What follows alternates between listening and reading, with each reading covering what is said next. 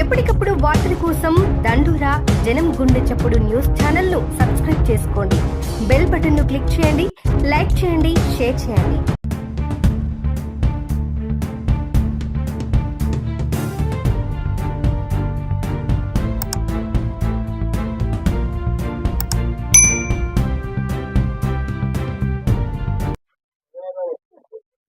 ముఖ్యమంత్రి గారి దావోస్ పర్యటన చాలా విజయవంతమైంది.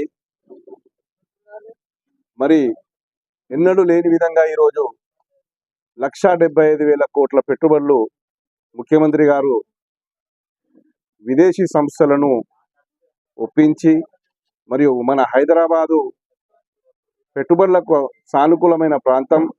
మరి ఈ ప్రజాపాలన ప్రభుత్వం మరి పెట్టుబడి సంస్థలకు అందరికి కూడా సహకారం అందిస్తని వాళ్ళందరినీ కూడా ఒప్పించి ఈరోజు అంత పెద్ద మొత్తంలో భారీ పెట్టుబడులు తెచ్చినందుకు ముఖ్యమంత్రి గారికి నర్సాపూర్ కాంగ్రెస్ నియోజకవర్గ కాంగ్రెస్ పార్టీ తరఫున మేమందరం కూడా ఆయనకు అభినందనలు తెలుపుతూ, మరి బీజేపీ మంత్రి అయినటువంటి కిషన్ రెడ్డి గారు ఈరోజు పెట్టుబడులను చూసి ఓర్వలేక వాళ్ళు చేతగాక ఒక దుమ్ము పోయాలనే ఆలోచనతో ఈరోజు ముఖ్యమంత్రి గారి పెట్టుబడులను అవహేళన చేస్తూ మాట్లాడుతున్నాడు.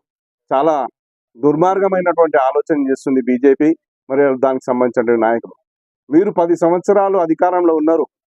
మరి ఈరోజు తెలంగాణకు మీరు ఎన్ని పెట్టుబడులు తెచ్చిరు, ఏ పథకాలకు మీరు మరి చేయూత ఇచ్చిరు, ఒక్కసారి ఆత్మవిమర్శ చేసుకోవాల్సిన అవసరం ఉంది కిషన్ రెడ్డి గారు.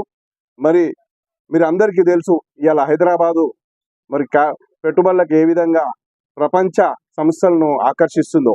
మరి అట్లాంటి పరిస్థితులను ఈరోజు ముఖ్యమంత్రి గారు మంచిగా అందిపుచ్చుకొని ఆయన పర్యటన విజయవంతం చేసుకొని వచ్చిండు. మరి అదేవిధంగా బీఆర్ఎస్ వాళ్ళు కూడా మన ఆ పెట్టుబడులను అవాయిడ్ చేస్తారు. ఒక అమెజాన్ సంస్థ అనేది మల్టీనేషనల్ కంపెనీ.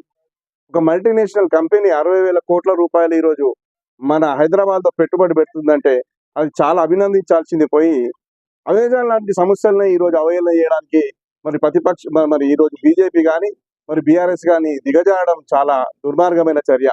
కాబట్టి ఇలాంటివన్నీ మానుకొని మీకు చేతనైతే మీరు బీజేపీ ప్రభుత్వం అధికారంలో ఉంది కాబట్టి కేంద్రంలో మరి ఈరోజు తెలంగాణ మరి ఈరోజు బీఆర్ఎస్ దీన్ని అప్పుల కుప్పగా చేసిపోయింది.